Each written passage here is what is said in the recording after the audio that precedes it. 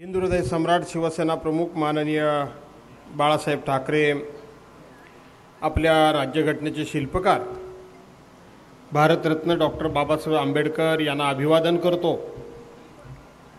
आपल्या पक्षाचे पक्षप्रमुख आणि माजी मुख्यमंत्री आदरणीय उद्धवसाहेब ठाकरे, व्यासपीठावर उपस्थित असलेले विधिमंडळातील माझे सहकारी आणि एक दमदार आमदार सन्माननीय नितीनजी देशमुख, व्यासपीठावर उपस्थित असलेले नका वाढव वाढेल माझा हळूहळू आवाज, मधुकरराव नवले, सुनीताताई भांगरे, अमितजी भांगरे, मधुकरराव तळपाडे, अजितजी नवले, डॉक्टर संदीप कडलक, सतीश भांगरे, मच्छिंद्र धुमाळ, महेशजी नवले, सुरेशजी गडाख, दिलीपराव भांगरे, संतोष मुत्रडक, श्रीयुत प्रमोद मंडलिक, अन्य सर्व व्यासपीठावर उपस्थित असलेली सर्व नेते मंडळी, पत्रकार मित्र आणि मोठ्या संख्येनं उपस्थित असलेल्या बांधवांनो, भगिनींनो आणि सहकारी मित्रांनो, ओएसिस फर्टिलिटीच्या तज्ञांनी IVF उपचार पद्धतीद्वारे 1 लाखांहून अधिक जोडप्यांना मातृत्व प्राप्तीचा आनंद दिला आहे। मोफत अपॉइंटमेंट बुक करण्यासाठी आजच संपर्क साधा। 13 तारखेला लोकसभेच्या निवडणुकीकरता म्हणून मतदान होणार आहे आणि या निवडणुकीला आपल्या महाविकास आघाडीतर्फे, इंडिया विकास आघाडीतर्फे शिवसेनेचे उद्धव बाळासाहेब ठाकरे शिवसेनेचे उमेदवार म्हणून माजी खासदार सन्माननीय वाघचौरे साहेब यांना उमेदवारी देण्यात आलेली आहे आणि त्यांची निशाणी ही मशाल आहे। 13 तारखेला आपल्या सर्वांना एक पवित्र काम करायचं आहे, एक राष्ट्रीय कर्तव्य बजावायचं आहे। 13 तारखेला सकाळी उठून आंघोळ पांघोळ जरा करून, देवदेवतांना नमस्कार करून, आता सारखा उन्हामध्ये त्रास व्हायला नको असेल तर लवकरच सकाळी 7च्या पूर्वीच मतदान केंद्रावर जा आणि मतदान केंद्रावर गेल्यानंतर भाऊसाहेब वाघचौरे यांची निशाणी ही मशाल आहे आणि त्या मशाली समोरचं बटन दाबून भाऊसाहेब वाघचौरेंना लाखोंच्या मताधिक्याने विजय करा असा आग्रह आणि विनंती करण्याकरता म्हणून मी या ठिकाणी आलो। बांधवांनो, भगिनींनो, देशामध्ये सुरुवातीच्या काळामध्ये असं एक वातावरण निर्माण केलं गेलं होतं, एक प्रकारची दहशत माजवली होती, सर्वसामान्य माणसाच्या मनामध्ये भीती निर्माण केली गेली होती की इस बार 400 पार, या वेळेला 400 पार, म्हणजे या वेळेला 400 खासदार निवडून येतील आणि 400 खासदार निवडून येत असल्यामुळं मग ते शासकीय कर्मचारी असतील, व्यापारी असतील, महिला असतील, पुरुष असतील, मुलं असतील, विद्यार्थी असतील, विरोधक असतील किंवा पत्रकार असतील, या सर्वांनी घाबरून जावं की आता 400 खासदार येणार आहेत आणि 400 खासदार ज्यांचे आलेत त्यांचं गेली 10 वर्षे या देशामध्ये सरकार आहे। ज्यानं म्हणून त्यांच्या विरोधात आवाज उठवण्याचा प्रयत्न केला त्या सर्वांच्या पाठीमागं ईडीची चौकशी लावली, CBIची चौकशी लावली, इन्कम टॅक्सची चौकशी लावली, NIAची चौकशी लावली, ACBची चौकशी लावली, कारणाशिवाय अनेकांच्यावर खोट्या नाट्या केसेस दाखल करून त्यांना जेलमध्ये टाकण्यात आलं आणि मग सर्वसामान्य माणसानं जे ठरवलं होतं आवाज उठवायचा त्या माणसाचा आवाज दबला, शासकीय कर्मचाऱ्यांचा सुद्धा आवाज दबला की आता पुन्हा या राक्षसांचं सरकार जर दिल्लीमध्ये येणार असेल तर काय करायचं, अशा पद्धतीच्या सगळ्या चिंतेमध्ये, काळजीमध्ये संपूर्ण देश होता। आणि त्याच वेळेला या देशामध्ये इंडिया आघाडीचं स्थापना झाली, 28 पक्ष एकत्र आले आणि ह्या 28 पक्षातल्या काही पक्षांना तोडण्या फोडण्याचं काम सुद्धा केंद्रातल्या सरकारनं, नरेंद्र मोदींच्या सरकारनं केलं। आणि मग 400 पार 400 पार 400 पार. महाराष्ट्रामध्ये तर धुमाकूळ घातला या भाजपच्या बेडकांनी. ते सगळे जो उठला तो या वेळेला 45+. बरोबर आहे ना साहेब? तुम्ही सिनियर आहात. 45+ म्हणायचे ना? 45+. मग आमची अर्धी शिवसेना तिकडे गेली, ते पण म्हणायला लागले 45+. मग अजित पवार गट गेले, तुमच्या इथले आमदार पण त्यांच्याबरोबर मागं पुढं जाऊ नको करताना गेले. बरोबर आहे का नाही? हा काय उन्हातनं आवाज बसलाय तुमचा? हा. आणि म्हणून ते पण जरा जाऊ नको असंच करत होते. असंच केलं की नाही त्यांनी? पहिलं भाषण काय दिलं वगैरे वगैरे ते तुम्ही ऐकलं असाल. आणि मग अजित पवार गटातले लोक सुद्धा गेले आणि तेही म्हणायला लागले 45+. आपल्या राज्यामध्ये एकूण खासदारकीच्या जागा किती आहेत ताई? 48. आणि त्यातल्या 45 भाजप एकटा आणि त्याच्याबरोबरचे हे कोण मिंदे फिंदे कोण जे आहेत त्यांचे मिळून 45 पेक्षा जास्त. काल परवा आदरणीय पवार साहेब म्हणाले, आम्ही म्हणतोय नितीन भाऊ जवळजवळ सगळा महाराष्ट्र मी पालता घातला या निवडणुकीच्या निमित्तानं. आणि मग आपण सांगतोय की किमान आपले 35 खासदार या उद्याच्या निवडणुकीमध्ये महाराष्ट्रातून निवडून येतील.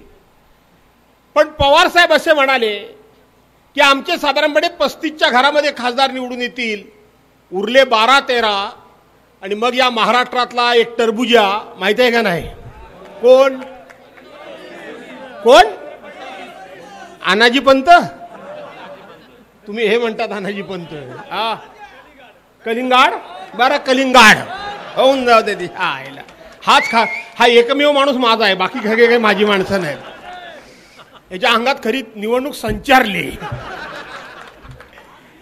आणि म्हणून 10-12 सीट ह्या विरोधी पक्षाला मिळतील असं पवार साहेब बोलले. आणि मग याने देवेंद्र फडणवीसांनी पवार साहेबांची टिंगल केली. नशीब आम्हाला 10-12 देत आहेत, केवढे उदार. अरे निर्लज्जानो, या महाराष्ट्रामध्ये आम्ही सगळे एका बाजूला असताना तुम्ही 45+ म्हणत होतात, तेव्हा तुम्हाला लाजा वाटल्या नाहीत? आज आमची टिंगल टवाळी करता आम्ही बोललो म्हणून. पण ज्या वेळेला 400 पार म्हटलं गेलं, 45+ म्हटलं गेलं, त्यावेळेला या छत्रपती शिवाजी महाराजांच्या महाराष्ट्रातून, या डॉक्टर बाबासाहेब आंबेडकरांच्या महाराष्ट्रातून एक मर्द उठला आणि त्यांनी सांगितलं, इस बार 400 पार नहीं तो तुम्हें हम तड़ी पार कर देंगे. तड़ी पार. कोण बोललं? उद्धव बाळासाहेब ठाकरे बोलले का नाही बोलले? तुम्हाला तडीपार आम्ही करणार. आम्ही तुम्हाला फक्त या ठिकाणी 400 पार वगैरे सोडा, तुम्हाला तडीपार करणार. आणि हा उद्धव साहेबांचा नारा केवळ महाराष्ट्रा पुरेसा आणि तुमच्या माझ्या पुरेसा मर्यादित राहिला नाही, तर बघता बघता बघता बघता तो देशाच्या कानाकोपऱ्यामध्ये जाऊन पोहोचला.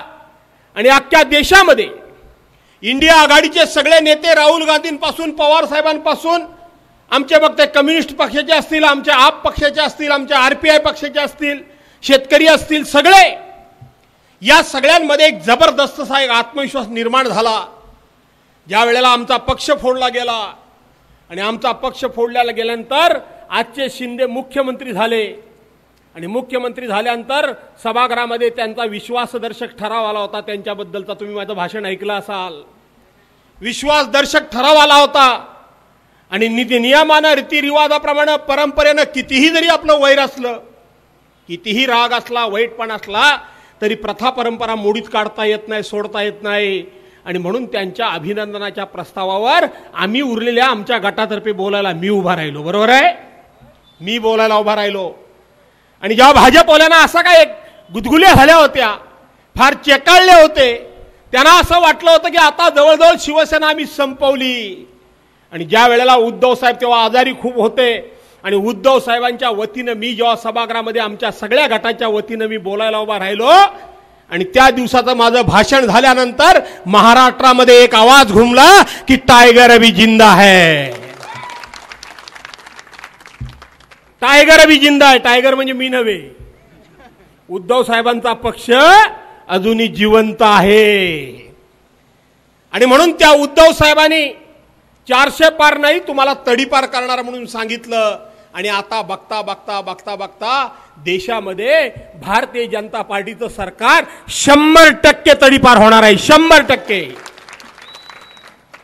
शेवटी जनता हा जनार्दन आहे, सगळ्यात मोठी जनता आहे. पण भाजपला अशी काय घमेंड झाली होती, भाजपचा असा काय अहंकार वाढला होता की आम्ही ठरवते, या वेळेला 300 पार, दुसऱ्या वेळेला 370 पार, चौथ्या वेळेला 400 पार. यांच्या बापाची पेंड आहे गे रे. या सगळ्या देशामध्ये जर सगळ्यात महत्वाचा कोण असेल तर तो मतदार महत्वाचा आहे, जनता महत्वाची आहे. हा जनता हा जनार्दन म्हणजे तो देव आहे. तो जर पावला तरच आम्ही त्या गादीवर जाऊन बसणार आहोत. तो जर पावला नाही तर आम्ही त्या गादीवर जाऊ शकत नाही. याचं भान आम्ही विसरलो होतो. याचं भान भारतीय जनता पार्टी विसरली होती आणि भान विसरल्यामुळं हे भारतीय जनता पार्टीचे लोक असे काही बोकाळले होते, असे काही चेकाळले होते. आता जवळजवळ नरेंद्र मोदी साहेबांचं विमान आता लँड झालेलं आहे. आता नरेंद्र मोदी साहेबांची भाषणं बघा, बरोबर आहे काय? त्यावेळेचा तो रुबाब, त्यावेळेचा तो आवाज, त्यावेळेची ती एकंदर ऍक्टिंग आणि ती बॉडी लँग्वेज. आता भाईवर बहिनो मेट्रो सारखं मेट्रो मेट्रो मेट्रो मेट्रो. लोक आता नरेंद्र मोदी साहेबांच्या भाषणाला बसत नाहीत, अर्ध्या खुर्च्या रिकाम्या होतात. एकनाथ शिंदेच्या तर भाषणाला कोणच बसत नाही आणि फडणवीसांच्या सभेकडे कोण बघत सुद्धा नाही. आता बावनकुळेंच्या सभेकडे कोण बघणार, बावनकुळेंच्या सभेकडे कोण बघणार. आणि म्हणून तुम्ही एवढ्या उन्हातून एवढ्या संख्येनं सगळे आलाता, मी तुमचा फार वेळ घेणार नाही. काल मी होतो त्या तिकडे त्या निलेश लंकेच्या आणि विरुद्ध तो सुजय विखे पाटील, त्यांचा तिथं सामना चाललाय. आपण ते कर्जत जामखेडला सभा बघितली. सामान्यातला सामान्य माणूस तो निलेश लंके की ज्याच्या खिशामध्ये किंवा बँकेमध्ये काहीही शिल्लक नाही, 35 लाख रुपयाचं कर्ज आहे, तो निवडणुकीला पवार साहेबांनी इंडिया आघाडीचा उमेदवार म्हणून दिलाय. तो आणि मग 1978-80चा कालखंड मला आठवतो. 1980च्या निवडणुकीमध्ये मी 20-21 वर्षाचा होतो. मला ती निवडणूक आठवते. त्यावेळेला एक जबरदस्त घोषणा गाजली होती, वोट दो और नोट भी दो, वोट दो और नोट भी दो. अशा प्रकारची ती घोषणा गाजली होती. त्यावेळेला जनतेने निवडणूक ती हातामध्ये घेतली होती. आजचं तुमचं हे सगळं चित्र बघितलं, कालचं निलेश लंकेचं चित्र बघितलं, तर या वेळेला भाऊसाहेब वाघसाहेब असतील, निलेश लंके असतील, नाहीतर कोणी असतील, हे नाममात्र उमेदवार आहेत. या निवडणुकीमध्ये खऱ्या अर्थाने ही निवडणूक जनतेनं आपली निवडणूक म्हणून जनतेनं ताब्यामध्ये घेतलेली आहे, जनतेनं ताब्यामध्ये घेतलेली आहे. मग अशी कोणतरी मला वाटतं आमचे नितीन भाऊ म्हणत असताना आदिवासी एरिया वगैरे हा आहेत म्हणून म्हणाले. ही तर भाजपला नाटकं करायची सवयच आहे. आमच्या देशाच्या राष्ट्रपती द्रौपदी मुर्मू मॅडम यांना राष्ट्रपती केल्यानंतर नरेंद्र मोदींनी असा काय आव आणला आणि आदिवासी बांधवांना भगिनींना असं काय दाखवून दिलं की देशाला स्वातंत्र्य मिळाल्यापासून महिलेला आणि तीही आदिवासी महिलेला पहिल्यांदा मी संधी दिली. आजपर्यंत कोणी संधीच दिली नाही, आजपर्यंत कोणी संधीच दिली नाही असं चित्र उभं केलं. या देशामध्ये राष्ट्रपती पण मुसलमान झालाय पूर्वी. या देशामध्ये मागासवर्गीय समाजाचा माणूस पण राष्ट्रपती झालाय. या देशामध्ये यापूर्वी महिला सुद्धा राष्ट्रपती झालेल्या आहेत.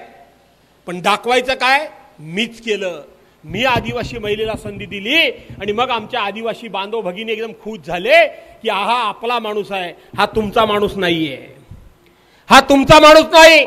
यांनी द्रौपदी मुर्मू मॅडमना फक्त आणि फक्त जे केलं ती तुमची मतं मिळवण्याकरता केलं. पण सगळ्यात जर देशातला राष्ट्रपतीचा अपमान जर कोणी केला असेल तर तो देशाचे पंतप्रधान नरेंद्र मोदींनी अपमान केलाय. यापूर्वी कुणी एवढा अपमान केलेला नाही, यापूर्वी कुणी एवढा अपमान केलेला नाही. हजारो कोटी रुपये खर्च करून याच नरेंद्र मोदींनी, याच पंतप्रधानांनी आपलं नवीन संसद भवन बांधलं. नवीन संसद भवन बांधलं. त्याच्या उद्घाटनाला विरोधी पक्षानं बहिष्कार टाकला होता. विरोधी पक्षानं बहिष्कार टाकला होता. का टाकला होता बहिष्कार? विरोधी पक्षाचं काय म्हणणं होतं की तुम्ही संसद भवन उभं केलं, देशाच्या परंपरेप्रमाणे आणि हक्काने आणि अधिकारानं त्या संसद भवनाचं उद्घाटन हे देशाच्या राष्ट्रपतींनी केलं पाहिजे, देशाच्या राष्ट्रपतींनी केलं पाहिजे. पण प्रत्येक गोष्टीत आपलाच फोटो काढून घ्यायचा, आपणच चमकोगिरी करायची, ही देशाच्या पंतप्रधानांना सवय लागलेली आहे. बघा, हार घालताना सुद्धा कोण पुढे आलं तर मनगट धरतात आणि बाजूला करून टाकतात, फोटो कॅमेरा माग्यावर, असा असा असा असा सगळं काय ऍक्शन 500 बघायलाच नको. आणि म्हणून देशाच्या पंतप्रधान, आपल्या देशाच्या राष्ट्रपती ह्या देशाच्या प्रथम नागरिक आहेत, त्यांच्या हस्ते उद्घाटन करा असा विरोधी पक्षानं हट्ट धरला. आणि विरोधी पक्षानं हट्ट धरल्यानंतर वास्तविक पंतप्रधानांनी तुम्ही देशाचे प्रमुख आहात, विरोधी पक्षाचा मान सन्मान ठेवायला हवा होता, देशाच्या राष्ट्रपतींच्या हस्ते उद्घाटन करायला हवं होतं. पण संसद भवनाचं उद्घाटन नरेंद्र मोदींनी राष्ट्रपतींच्या हस्ते केलं नाही. विरोधी पक्षानं आपली भूमिका ठाम ठेवली आणि त्यांनी त्या ठिकाणी त्या बच्चावर बहिष्कार टाकला. नंतर 22 जानेवारीला प्रभू रामचंद्राच्या मंदिराचं उद्घाटन झालं, प्रभू रामचंद्राची मूर्ती स्थापना त्या ठिकाणी झाली. काय विरोधी पक्षाच्या लोकांना निमंत्रण दिलंच नाही, चेष्टा टिंगलरावळी केली, शेवटच्या क्षणाला निमंत्रण दिलं. त्याही वेळेला विरोधी पक्ष सांगत होता की ठीक आहे, हे संपूर्ण राष्ट्राचं राष्ट्रीय प्रतीक आहे, राष्ट्रीय स्मारक आहे, सगळ्या जाती धर्मांनी प्रभू रामचंद्राच्या या देवळाच्या स्थापनेला, मूर्तीच्या स्थापनेला पाठिंबा दिलेला आहे. आणि म्हणून सर्वांचा प्रमुख म्हणून, या देशाच्या प्रमुख म्हणून, कुटुंब प्रमुख म्हणून, देश प्रमुख म्हणून राष्ट्रपती द्रौपदी मुर्मू मॅडम यांच्या हस्ते प्रभू रामचंद्राच्या मूर्तीची स्थापना करा. केली स्थापना का? त्या महिला आहेत म्हणून, त्या आदिवासी आहेत म्हणून, त्या विधवा आहेत म्हणून तुम्ही केलीत ना त्यांच्या हस्ते, तुम्ही प्रतिष्ठापना केली नाही. आता 4, 5, 6 दिवसापूर्वी मी बघितलं राष्ट्रपती मॅडम तिथं जाऊन प्रभू रामचंद्राचं दर्शन घेऊन आल्या, त्यांचा मान सन्मान राखला गेला नाही. द्रौपदी मुर्मू मॅडम कोण आहे हे आम्हाला महत्वाचं नाही, तर त्या आमच्या राष्ट्राच्या राष्ट्रपती आहेत आणि म्हणून त्यांचा मान राखला गेला पाहिजे, हा आमचा आग्रह होता. आणि म्हणून अशा अहंकारी माणसाला, अशा अहंकारी सरकारला आम्ही सर्वांनी गादीवरून खाली ओढलंच पाहिजे आणि ते ओढावंच लागेल हे सांगण्याकरता म्हणून मी तुम्हाला आलोय. ओढायचं की नाही ओढायचं? ओढायचं ना. इकडे सांगतात बेटी पढाओ बेटी बचाओ, नाटकी भाषणं सगळी. काय झालं काय मणिपूरमध्ये काय झालं? त्या मणिपूरच्या क्लिप तुम्ही बघितल्या नसाल, इथं भगिनी बसल्या आहेत. काय झालं काय त्या मणिपूरमध्ये? त्या मणिपूरमध्ये सुद्धा त्या आदिवासी महिलांबरोबर, कुकी समाजाच्या महिलांबरोबर काय काय काय घडलं त्याच्या आज त्या ठिकाणी अजिबात देशाचे पंतप्रधान फिरकलेले नाहीत. तिकडे एकही भाष्य करायला तयार नाहीत. एका बाजूला आई रस्त्याच्या कडेने, एका बाजूला आई, त्या आईला 5-25 नराधमांनी धरलेली आहे आणि दुसऱ्या बाजूला तिचीच 22 वर्षाची तरुण मुलगी, तिला 5-25 तरुण नराधमांनी धरलेली आहे. रस्त्यानं त्यांची धिंड काढतायत. दोघींच्याही अंगावर स्वतःची इज्जत वाचवण्याकरता इतकी चिंदी सुद्धा अंगावर नव्हती, पूर्णपणे नग्न अवस्थेमध्ये होत्या. आणि हे जसे कोले कुत्रे एखाद्या श्वापदाच्या अंगावर तुटून पडतात तसे हे 5-25 जण आईच्या अंगावर तुटून पडले होते, 5-25 जण लेकीच्या अंगावर तुटून पडले होते, तिच्या मुलीच्या अंगावर तुटून पडले होते. ही सगळी रस्त्याची धिंड काढून झाल्यानंतर धिंड काढली आणि मग रस्त्याच्या एका बाजूला 5-25 जणांनी आईवर बलात्कार केला आणि एका बाजूला मुलीवर 5-25 जणांनी बलात्कार केला. एका बाजूला आईवर बलात्कार केला, एका बाजूला दुसऱ्या बाजूला बलात्कार केला. ती जी बाई होती तिचा नवरा कोण होता माहिती आहे तुम्हाला? ती जी मुलगी आहे तिचा बाप कोण होता माहिती आहे तुम्हाला? अरे कारगिलच्या युद्धामध्ये आपल्या प्राणांची बाजी लावून ज्यांनी पाकिस्तानचा खात्मा केला आणि माझं राष्ट्र वाचवलं, त्या सैन्यामध्ये लढणारा जवान, त्याची ती बायको आहे, त्याची ती मुलगी आहे. तो धाय मोकळून रडतोय, तो धाय म्हणून रडत होता आणि सांगत होता, अरे ते लढता लढता मेलो असतो तर नरेशजी ते बरं झालं असतं. हे दुर्दैव आणि हे सगळं माझ्या पत्नीची आणि माझ्या मुलीची विटंबना माझ्या डोळ्यानं मला बघायची वेळ सुद्धा आली नसती. मेलो असतो तरी चाललो असतो. तुम्हाला माहित आहे जे मणिपूर राज्य आहे, ही घटना घडली, त्या मणिपूर राज्य कोणाचं आहे? भाजपचं आहे. दिल्लीमध्ये राज्य कोणाचं आहे? भाजपचं आहे. 72 दिवस झाले, 72 दिवस मीडिया इतका जाम करून टाकला होता. आजही मीडिया, हा जो गोदी मीडिया लोक म्हणतात त्याला कारण आहे. सत्य दाखवायची तर कुठल्याही प्रकारची आता मीडियाची ताकद नाही. हळूहळू आता डोकं वर काढायला लागलेत. नाही अशातला भाग नाही. 72 दिवस झाले ही गोष्ट अजिबात बाहेर आली नाही. याच्याबद्दल कुठेही FIR दाखल झाला नाही. 72 तासानंतर ही परदेशातून क्लिप व्हायरल झाली आणि परदेशामधून त्यांच्यावर कशा पद्धतीनं बलात्कार चाललाय, त्यांची कशी नग्न धिंड काढली जाते, कसे हे हरामखोर त्या महिलांच्या अंगावर तुटून पडलेत, याच्या क्लिप मोठ्या प्रमाणामध्ये व्हायरल झाल्या. आणि मग आपल्या देशाला जाग आली. 72 तासामध्ये, 72 दिवसामध्ये, 72 तास नाही, 72 दिवसानंतर, 72 दिवसामध्ये देशाच्या पंतप्रधानांना कळलं नसेल, असं कुठं घडलं असेल, तिथल्या मुख्यमंत्र्याला काही कळलं नसेल. पण ती आदिवासी महिला होती, ती त्यांच्या विरोधी पक्षातली होती, विरोधी विचारांची ती समाज आहे, म्हणून त्याची दखलच घ्यायची नाही. अशा पद्धतीने या हरामखोरांनी हे काम केलं. आणि 72 दिवसानंतर त्या क्लिप आल्या. त्या फक्त 72 तास सुद्धा राहिल्या नाहीत, त्या गडप करून टाकल्या. बेटी बचाओ बेटी पढाओ. काय झालं ब्रिजभूषण सिंहचा? ज्या महिलांनी, कुस्तीगिरांनी, ज्या आमच्या महिला आहेत, त्यांनी या देशाची मान जगामध्ये उंचावली, ज्यांनी सुवर्ण पदक मिळवली, त्यांच्यावर हा भाजपचा खासदार हात टाकतो. आणि म्हणून त्याच्यावर कारवाई करा म्हणून 100 दिवस त्या महिलांना, विनीता फोगाट वगैरे या सर्वांना त्या ठिकाणी उपोषणाला बसावं लागतं. पण त्याच्यावर कारवाई होत नाही. शेवटी कोर्टानं आदेश दिले म्हणून त्याला अध्यक्षपदावरून काढलं. पण आता त्याच भाजपच्या लोकांनी त्याच ब्रिजभूषणच्या पोराला तिथं उमेदवारी दिली. काय हा कोण? तो कर्नाटकचा प्रज्वल रेवण्णा. कोण आहे प्रज्वल रेवण्णा? हे नरेंद्र मोदी आमच्यावर टीका करतात, आमच्या पक्षप्रमुखांना वाटेल ते बोलतात. अरे ज्याने 2,500-3,000 हजार महिलांबरोबर अत्यंत वाईट प्रकारच्या सेक्स स्कॅन्डलच्या क्लिप्स त्याच्या स्वतःच्या लॅपटॉपमध्ये सेव्ह करून ठेवल्या आहेत, त्याच्या प्रचाराला नरेंद्र मोदी स्वतः येतात. आणि मग प्रश्न विचारा या लोखंडेंना, प्रश्न विचारा भाजपाच्या लोकांना. ते जेव्हा येतात मी सांगतात लोखंडेंना मत म्हणजे नरेंद्र मोदींना मत म्हणतात की नाही म्हणतात? लोखंडेंना मत कशा करता द्या? तर नरेंद्र मोदींचे हात मजबूत करण्याकरता द्या. ह्याच्याकरता नरेंद्र मोदींचे हात आम्ही मजबूत करायचे आहेत काय? याच्याकरता करायचे आहेत? याच्याकरता या सगळ्या भ्रष्टाचारांना पाठीशी घालण्याचं काम केलं. या अशा प्रकारच्या बलात्कारांना कुठल्याही प्रकारची शिक्षा नाही, देशामध्ये दिलेले शब्द कुठले पूर्ण करायला तयार नाही, असं सरकार पुन्हा सत्तेवर आणायचंय. आपण नाही ना आणायचं का? आणायचंय का? अच्छे दिन आलेत तुम्हाला? काय नाही आले? तेव्हा बोलायचे नाही 60 साल में इस देश में कांग्रेस ने कुछ किया है क्या? हे एवढे वरती उड्या मारायचे नाही म्हणून. काला धन लाने का, काला धन आणला की नाही? काला धन प्रत्येकाच्या खात्यात 15-15 लाख रुपये दिले का नाही दिले? काय नाही.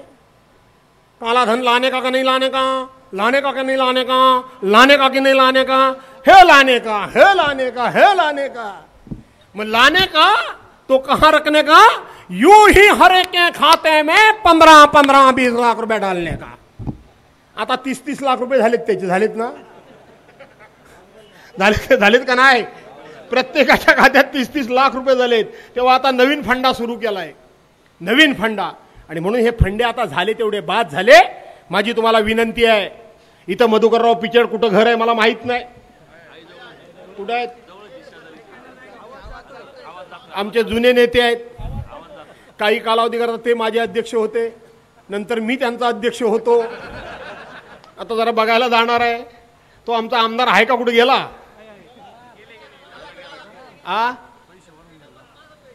काय करतो? मोदीला मागतो मतदान. आता मी सांगितलं त्याच्याकरता हात मजबूत करायला, रेवण्णाचे हात मजबूत करायला, मणिपूरवाल्यांचे हात मजबूत करायला, अदानी अंबानी. आता हा मित्र कसा आहे तो बघा. शेनेवर उलटला तो उलटला, आता अदानी अंबानीवर पण उलटला. आता ज्या अर्थी नरेंद्र मोदी अदानी अंबानीवर टीका करायला लागले, त्या अर्थी इंडिया आघाडीचं सरकार आलं म्हणजे आलं समजा. बरोबर आहे की नाही? काँग्रेसची अकाउंट सगळी बंद करून टाकली, पैसा बंद झाला. आणि आता काय म्हणतो नरेंद्र मोदी? काय म्हणतात? टेम्पो भरभर के, गोणी भरभर के, काला पैसा काला धन. अरे काला पैसा काला धन तुमच्याच देशात आहे म्हणून तुम्ही देशाचे पंतप्रधान म्हणून बोलता. तुम्हाला बोलताना थोडा विचार करायला हवाय की तुम्ही इकडे तर सांगता मी चौकीदार, आणि चौकीदाराच्या खाली तुम्ही नोटाबंदी केली की नाही? 8 नोव्हेंबर 2016 नोटाबंदी केली, काळा धन काढण्याकरताच गेली. मग हा काळा धन कुठला आला बाहेर? हा बाहेर आला कुठला? आणि म्हणून ह्या सगळ्या गोष्टीच्या जुमलेबाजी आहेत. आणि म्हणून बांधवांनो भगिनीनो, मी इथं एवढंच सांगतो, आमचे मधुकरराव पिचड साहेब भाजपबरोबर गेले ना. वैभव कुठं असतो आमचा? भाजपने घरी पाठवला. आता हा गेला आहे कोण? आमचा दुसरा मित्र आमचा भामटा. नाही काय, मला नाव नाही माहिती काय ते. काय म्हणले? लामटे. त्याला भाजप असा लामटे करील ना, तो काही सरळच होणार नाही. अहो हे भाजपवाले म्हणजे एवढे बदमाश आहेत. इकडं पहिल्यांदा पिचड साहेब बोले आणि आपला हा मतदारसंघ अकोले हले. होतं की नव्हतं? पहिल्याच निवडणुकीत वैभव पडला. तुम्हाला काय वाटतं कुणी पाडला? भाजपानीच पाडला. हे लक्षात ठेवा. तुम्हाला मी गंमत सांगतो. मी गोंदियामध्ये गेलो होतो. गोंदियामध्ये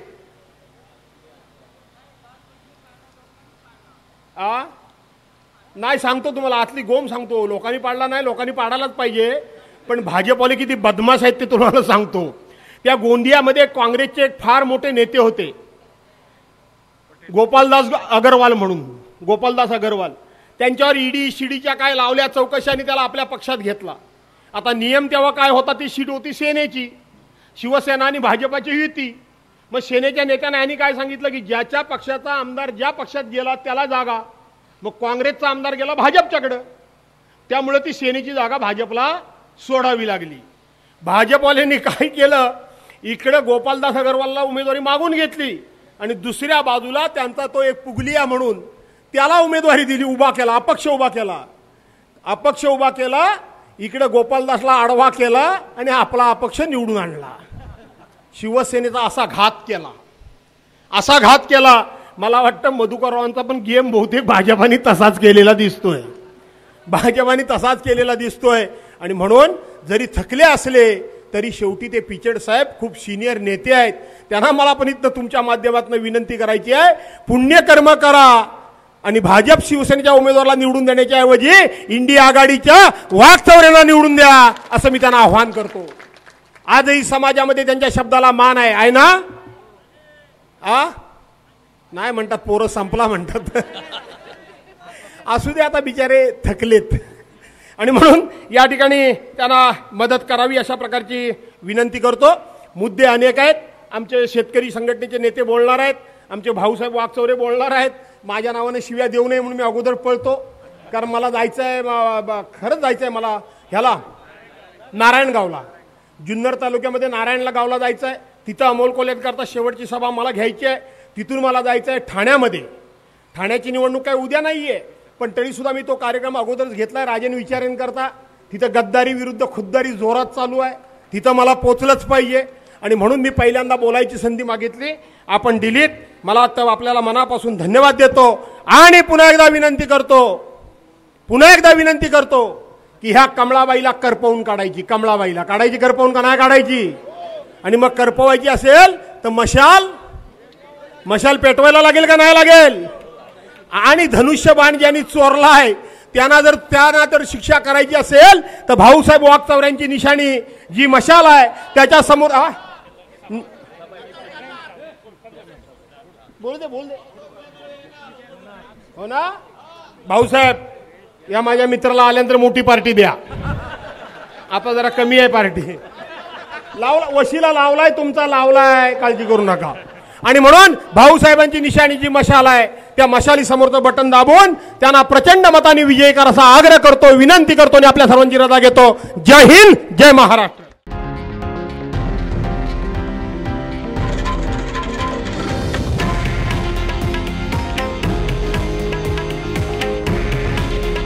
हे आहे देशातील नंबर 1 न्यूज नेटवर्क आणि आपण पाहत आहात TV9 मराठी. काळजी तुमची, हित महाराष्ट्राचं.